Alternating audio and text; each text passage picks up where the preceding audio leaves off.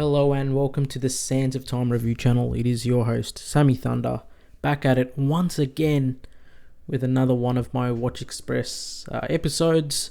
And you can probably see in the screen here that we have the Seiko Sumo, the brand new Seiko Sumo. And this is what I'm going to be talking about today. And I kind of just wanted to go through the Sumo, a little bit about the evolution of the Sumo, and whether or not I think this is a worthwhile buy for the Seiko enthusiast or anyone that's interested in a Seiko diver. And let's go ahead and see what we have on offer. And we're actually getting 3 watches from the brand Seiko, and this time this is the 4th generation of the Sumo. So we've had the 1st, 2nd, 3rd, and now we have the 4th generation of the Sumo with an upgraded stainless steel bracelet. So a 3-link oyster style construction that fits perfectly well in the lugs, and features a milled deployant clasp, a fully milled system. We've also noticed that we've got slightly different dial texture. We have the use of a ceramic bezel insert, and the watch and bracelet itself is coated with DiaShield coating, which is Seiko's proprietary hardness coating, which is applied onto the watch. So we are getting a bit of upgrades to the watch right here, and let's just take a quick look at the basic specifications of this watch.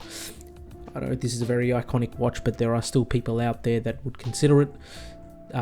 Retail price of this new Sumo is 1,900 Australian dollars. It's priced just above the Marine Master 200s and just below the new Captain Willards. But here we go.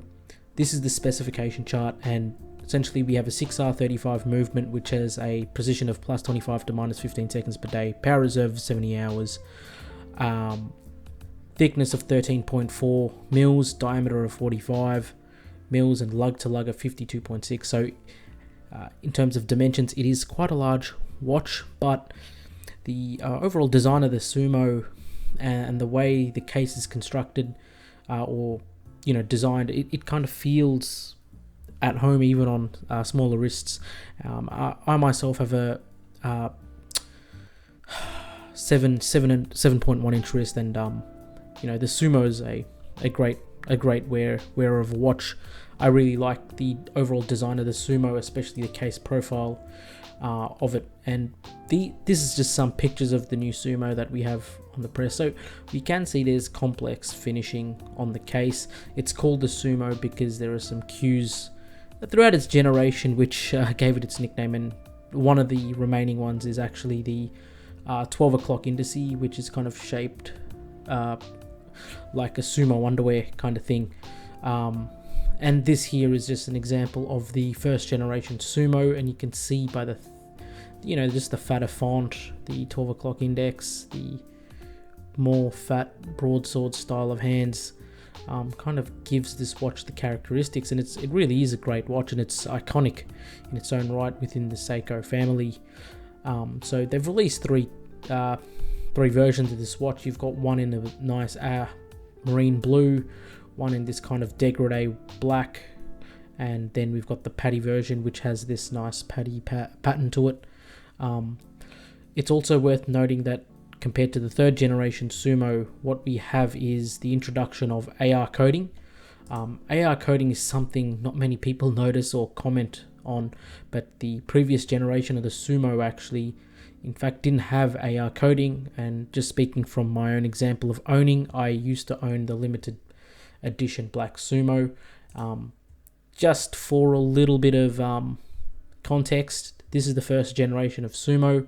You can tell there are slightly different design changes as we evolve through our Seiko design. We don't have any Prospex logo. We've got the automatic scuba and the fat font, and we had Hardlex crystal in the 1st and also 2nd generation of the Sumo, and these are just all the variations of the models that they released throughout the world, not just in Japan, but would be in Thailand, maybe an Australian version or a US limited version. And here we go with the Black Sumo. It's important to also note that we've always stuck with the 6R family of movements. So we have the 6R15, which has the 50-hour power reserve and the same beat rate. And now we've kind of got this taxonomy from Seiko with the Prospex logo. And we've got a variety of, different models. And we still retain the fat font. We still retained what is, the main characteristic of the Sumo. And then we go through the third generation of the Sumo, where we have that upgraded movement with the 70-hour power reserve, but much more modern design. So we don't have the thicker font. We've got aluminum bezel inserts, which is fine. And this is the Sumo I used to own, and one of the reasons I actually sold it was because the matte black dial with the AR coating, with the lack of AR coating on that crystal, it was just a plain sapphire crystal. It was extremely terrible. I could always see reflection on the crystal itself, and it kind of bugged me. Apart from that, it was actually a great watch. A Sumo I do like is this grey one, limited, and I'll speak on these soon. And this is the latest, or was the latest generation of the Sumo, which was the third generation. And you can see there are a variety of models. And we've got these 3 new American limited edition ones, or just American limited models as well. And yeah, we kind of got a chart which showcases this. And these are the new old Sumos, and this is what we have that's new. And the retail price on the third generation Sumo was $1,300, and what we're getting now is AR coating, a new bracelet, so a brand new bracelet, AR coating on the crystal, ceramic bezel insert, and die shield coating on the entire watch itself, including the bracelet. So you're getting 4 noticeable upgrades. So is the jump from 1300 to 1900 justified with our Seiko's producing watches? I'd say from Seiko's perspective, it is, given that, the Sumo is actually a fairly, it is quite of a complex case of watch compared to, let's say, the 62 MAS with its, more simple old school design, or even the 6105 design, the turtle design, or even the MM200 design. The Sumo actually has this twisted lug. I can understand the machining complexity, but at the end of the day, these watches were selling at an extremely cheaper price. And right now, if I want to, I could get this grey Sumo for $882, which is, pretty much half the price of the new Sumo. But I will lack in refinement. Let's say with the lack of the AR coating on the crystal, I will have a cheaper bracelet, significantly cheaper bracelet. And when you kind of look at the sum of parts with this watch, I think it is somewhat justified from the brand, because you're getting a much better bracelet. The existing bracelet, in my opinion, is not up to par with the watch itself. You're getting that die shield coating, so the extra scratch resistance. You're getting ceramic bezel and a sapphire crystal with anti-reflective coating. I think in terms of the sum of parts, it is somewhat justified. I would have been happy if it was priced around $1,600. $1,600 I think is a fair price, but with Seiko's up marketing, $1,900, it seems in line with the current production of the the MM200s, the 62 MAS, and the Captain Willard. So it's in line with those releases, and I think as Seiko fans, it's something we just have to get used to. But if you really don't care about, let's say, the bracelet refinement, just get a third generation Sumo and put on a Crafter blue rubber strap. I kind of like the aluminum bezel, or aluminium bezel. Yes, the lack of AR coating is something that did bug me, but for the majority of people, it's fine. There are older model of the Submariner that don't have the AR coating. It really is just an extra added feature to help with legibility, and it kind of becomes a bit nitpicky with myself. But right now in Australia, you can get the Paddy Sumo $705. You can get the standard black dial 3rd gen Sumo $705. Get the green dial version, exact same price, $705, discounted well, pretty much less than half price of the new Sumo. You're getting a whole package for an affordable price, but what you do get with the new Sumo is that added bit of refinement. In my opinion, I would have appreciated it if the bezel itself was, they kind of retained this kind of font on the bezel, so we had some wider spacing.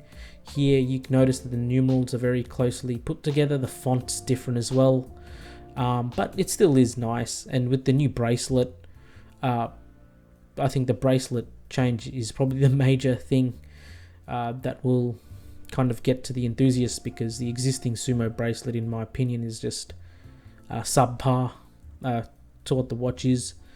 But look, it is a nice watch. I appreciate the Sumo design, but it's up to you to decide whether you want to spend double that money for this new 4th generation of Sumo. And look, I'm not a huge fan of this new kind of design. Maybe I have to see this in person, but I would have liked just the standard black dial.